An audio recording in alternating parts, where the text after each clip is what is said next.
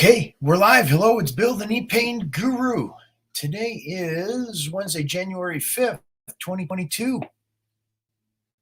Today we're talking about rehabbing from torn meniscus. Got a question here from William. But before we get into the question, make sure to give the video a thumbs up, like and subscribe to the Knee Pain Guru YouTube channel. Turn on notifications for future videos. If you have friends, family, and loved ones that are suffering with knee pain, please tag them in this video, share this video with them as they could benefit from it. It's kind of crazy right now, the whole medical scene, but that's okay. We'll plug forward. If you have questions and you're live on the call right now, type those in the comments section of the live chat, and I will get to those after we address William's question here that he wrote in with. So William says, both left and right knee meniscus are torn. Been rehabbing for 2 years. Ready to start running. Any post-run stretches? Well, before we get into post-run stretches, we got to know how are the knees doing. And this is it's a big mistake, huge mistake people make. Is it's like huge mistake people make in their rehab process, or those that are dealing with rehabbing their knees after meniscus. How do the knees feel? Are the knees out of pain? Do you have full range of motion? What is your doctor saying? Those are all elements that would be really great to look at in understanding your movement forward with any sort of running. So first is being really present to what's going on with your knee right now, with your knees. So you got these torn meniscus.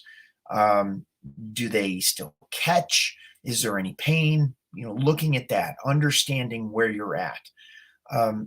The next is what we want to make sure we're doing is we've changed the neurological signaling in the knee so you aren't going to make the meniscus worse. Because understand, when you tear a meniscus, now I did it, tore 2 pieces of meniscus, tore the ligament in my left knee. And there's a tendency, if we don't change the neurological pattern, the body is still moving in the same direction that will make it easy to tear the meniscus again. So before we jump into stretches post running, we want to make sure we aren't going to end up in the same situation you were before. So that's important. So we want to get really clear on how the knees are feeling, pain, range of motion issues, anything like that. Is there certain ways you move when you're getting up out of a chair? Is there certain ways you walk, going up and down stairs, that will indicate that the knees aren't quite at 100% capacity? We want to understand that first. When we recognize those areas, then we want to begin to address the neurological signaling in that place, and then move forward from there as far as getting those neurological signals cleared up so they aren't going to be an issue when you go to run. And then, get a green light from the doctor. Their doctor says it's okay. 2 years is a long time to be rehabbing. So you just want to get a few things out of the way first to get clear on how we would move forward with your running program. We also want to stair step it. It isn't like you've been rehabbing for 2 years and haven't been running, and then you're going to go run a 5K or 10 miles or something like that. We want to bump it up gradually, making sure your mobility and your stretching is good before you even start running. So you want to go into the exercise intelligently. You don't want to jump right into it. And this is a big mistake. I know I've made it in the past as well, where we want to condition the body and prepare the body for what you're going to put it under when you're going running. So We want to look at stretching. We want to look at mobility. We want to look at strengthening, not only the muscles in the legs, but the tendons, ligaments, and fascia in the joints as well. Because when we're running, we fatigue the muscles. So the only thing that's supporting us when we're running after a period of time, when we sufficiently fatigue the muscles, is the tendons, ligaments, and fascia in the joint. So we want to make sure the tendons, ligaments, and fascia are going to be there to support us. And this is all part of a bigger strategy. So then when you get done running, we can address the specific patterns that are developing in the calves, the quads, the hamstrings, the hip flexors, the arches of the feet, the lower back, that we can stretch those specifically and strategically after you're done running. So you're going to make sure you have a great running experience. So you can see it's a little bit more when we're looking at stretches after a run, we want to zero in on, we want to have a broader perspective of what's going on, as well as address that specifically so we aren't leaving any of those stones unturned in the process, and you can run the rest of your life. That's the goal. Okay.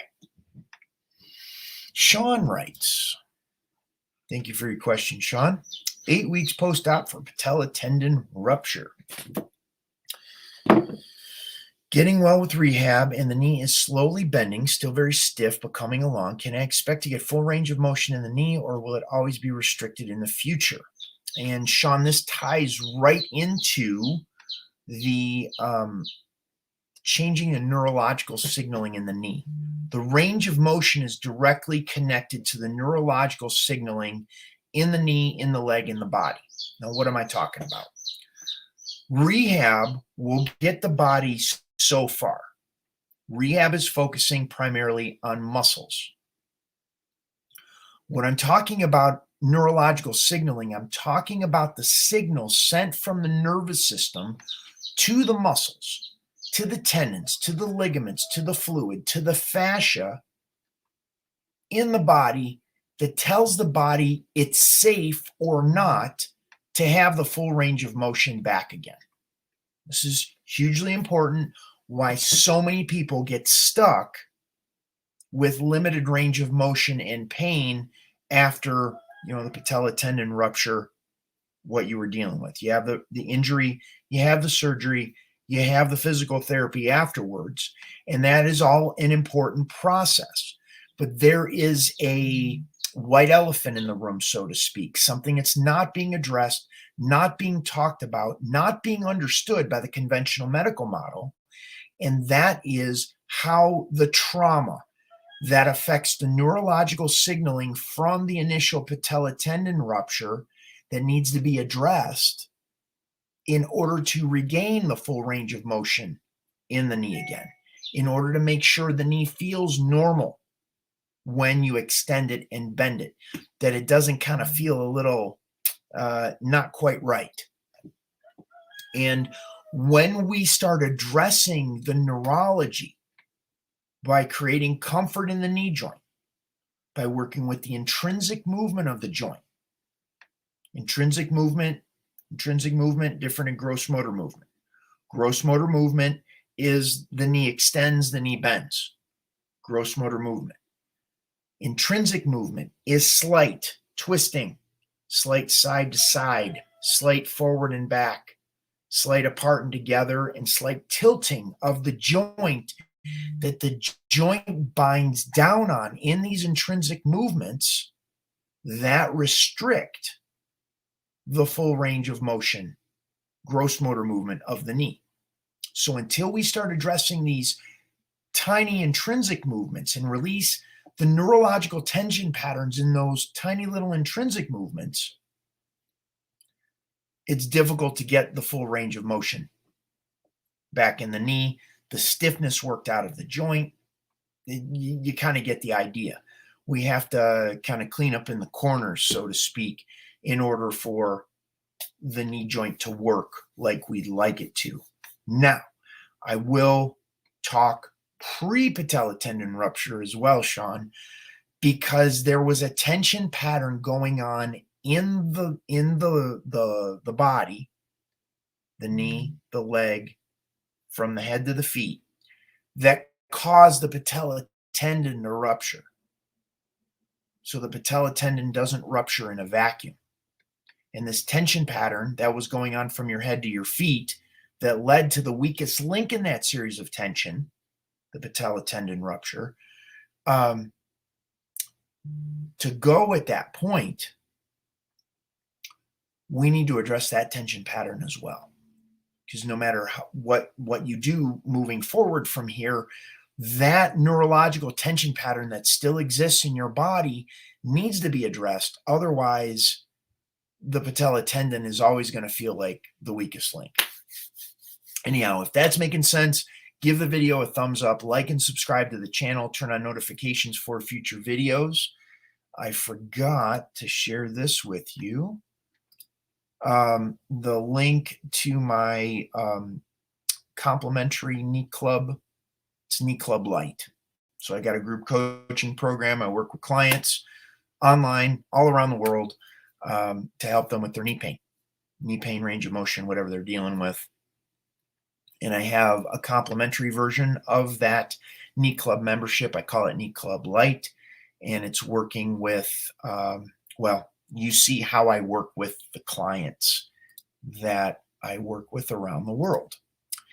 And then you can choose to join the more encompassing program, which is you get access to the videos that I'm giving them for homework, the private Facebook group, the replays and all that of those videos. You get to ask the questions live, and I'll, like with Sean, I would say, okay, Sean, where's the range of motion sticking? What part of, is it full extension? Is it full flexion? Where is it in there? And then here's a specific video that'll start addressing the tension pattern that is going on at that point where the restriction happens. Let's look at the hip and the lower back as well, because in order for the knee to fully bend and fully extend, the hip and the lower back have to be free as well. So we're going to look at all of these different components.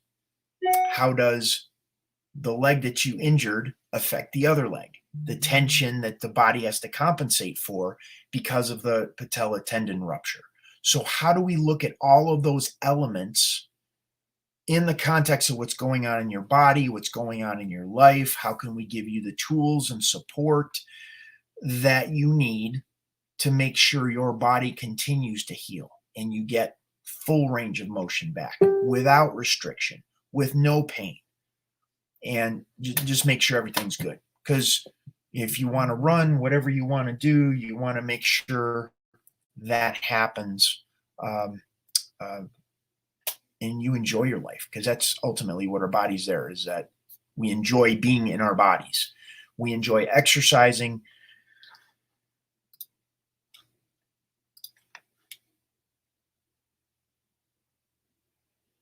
We enjoy family, friends, and loved ones, all that kind of good stuff. We want to make sure that our body feels good all the time. Okay, that makes sense. Give the video a thumbs up, like and subscribe to the channel. Share this video with those that are limping. They're easy to spot. I got a video for you that you can check out now. It talks a little bit about my group coaching program, Knee Club. So, got questions? Leave those in the comments section below.